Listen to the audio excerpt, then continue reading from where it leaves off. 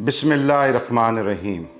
दोस्तों, मेहरबानों, पुरअज़्म नौजवानों और पाकिस्तान की उम्मीदों के महवर व मरकज़ बच्चों, अल्लाह करीम आपको हमेशा करम के दायरे में रखे। मैंने अपने पिछले कई व्लॉग्स में एक बड़ी अजीम हस्ती का ज़िक्र किया है। मैं आपको सर जी के हवाले से मुख्तलिफ़ अजीम लोगों के जो मेरी ज़िंदगी में आए उनका तारफ़ करवाता रहता हूँ, और उनकी वो बात जो आपकी ज़िंदगी पर अच्छा असर डाल सकती है, जो आपकी ज़िंदगी की डगर बदल सकती है, वो मैं आपको बताता रहता हूँ। ऐसे ही अजीम लोगों में मेरे एक अजीम सर जी थे, हकीम मियाँ मोहम्मद अनायत कादरी नुशाई रहमतुल्लाह अलैह।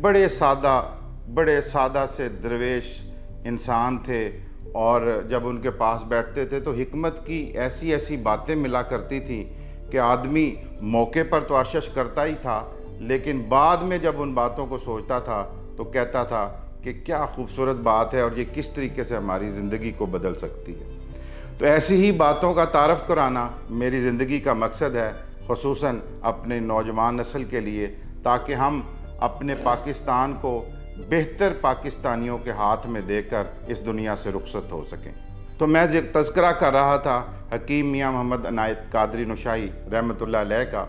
उनकी जो बातें हैं उन्होंने मेरी ज़िंदगी पे बहुत असर डाला। एक बात जो मुझे ख़ास तौर पर आज याद आ रही है, ये मैंने पहले भी जिक्र किया था कि मैं कुछ अरसा रात को लेट नाइट उनके पास बैठने लगा, और ये ख़ास तौर पर जब गर्मियों की छुट्टियां हुआ करती थी तो हम क्योंकि सुबह स्कूल नहीं जाना होता था, तो फिर मैं रात को 10 बजे 11 बजे इशा की नमाज के बाद उनके पास चला जाता, और फिर कभी 1 बज जाता, कभी 2 बज जाते। और उस वक्त मैंने देखा कि वो जो उनकी बात है, वो जो उनकी हिकमत है, उसमें कई गुना इजाफा हो जाता था, या वो ख़ास कोई कर्म नवाजी फरमाते थे और मुझे जो है वो अपनी दिल की बातें बताया करते थे। तो ऐसे ही एक खूबसूरत रात में मैंने उनसे थोड़ी सी जसारत करते हुए एक सवाल कर दिया कि मियाँ जी, तसव्वुफ़ पर बहुत बातें होती हैं, ज़िंदगी गुजारने पर बहुत बातें होती हैं, कोई सादा सी बात बताएं, कोई आसान सी बात बताएं, कुर्ब इलाही का कोई आसान सा नुस्खा बताएं। हम बातें तो बहुत सुनते हैं और पढ़ते भी हैं किताबों में, लेकिन दिल पे वो असर नहीं होता। नमाज पढ़ते हुए खुशू खजू नहीं होता, अल्लाह की कुर्बत महसूस नहीं होती। तो मियाँ जी ने बड़े सादा से ज़ुबान में, बड़े सादा से अल्फाज में मुझे कहा कि रहील हक, एक नुस्खा अगर तुम इस पर अमल करो तो तुम्हें जो है इसके ऊपर बहुत जल्दी कामयाबी मिलेगी। मैंने कहा मियाँ जी, वो बात क्या है?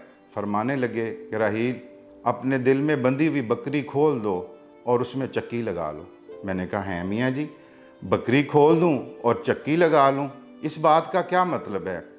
तो आपने फरमाया कि हर बंदे के दिल में एक बकरी बंधी होती है जो मैं करती रहती है, मैं ये खाऊं, मैं ये पहनूं, मैं ज़िंदगी में इस तरह कामयाबी हासिल करूं।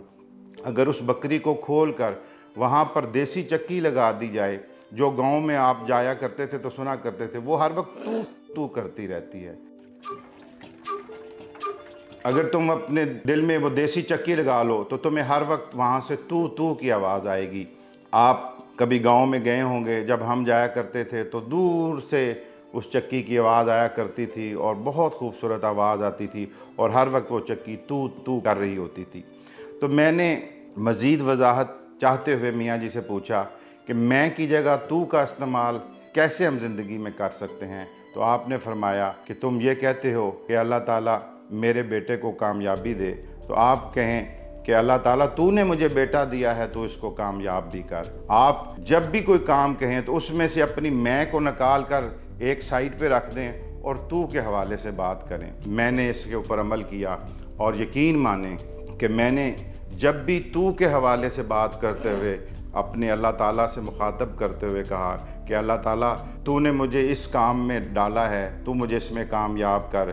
अल्लाह ताला तूने मुझे बेटा दिया है, इसको बुखार आ गया है, तो इसका बुखार उतार दे। तो एक ऐसी कुर्बत महसूस होती थी और दिल को एक ऐसा यकीन महसूस होता था कि ये मेरा काम जो है फ़ौरन होगा, और वो होता भी था।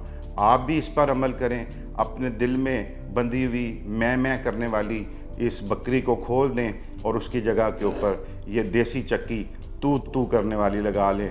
आप देखेंगे کہ آپ کا اپنے اللہ تعالیٰ سے ایک بہت قریب کا رشتہ قائم ہو جائے گا، اور آپ ہمیشہ اپنے زندگی میں اپنے اللہ تعالیٰ سے جب بھی مخاطب ہوں گے تو آپ کو ایسے محسوس ہوگا کہ جیسے اللہ تعالیٰ آپ کے پاس بیٹھ کر آپ کی باتیں سن رہا ہے۔ میں نے اس کے اوپر عمل کیا، بندہ بشر ہوں، کئی دفعہ انسان سے غلطی ہو جاتی ہے، بھول جاتا ہے اور پھر اس کے اوپر عمل نہیں کر پاتا، لیکن جب بھی میں نے ہمیشہ اللہ تعالیٰ کے حوالے سے اللہ تعالیٰ سے مخاطب کرتے ہوئے ادب کے ساتھ بات کی تو وہی بات جو ہے اس نے میرے دل پر بھی اثر کیا، اور مجھے اس میں جو ہے اللہ تعالیٰ کی قربت بھی نصیب ہوئی۔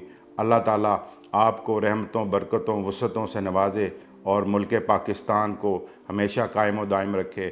سدا سلامت پاکستان، تا قیامت پاکستان، پاکستان زندہ باد۔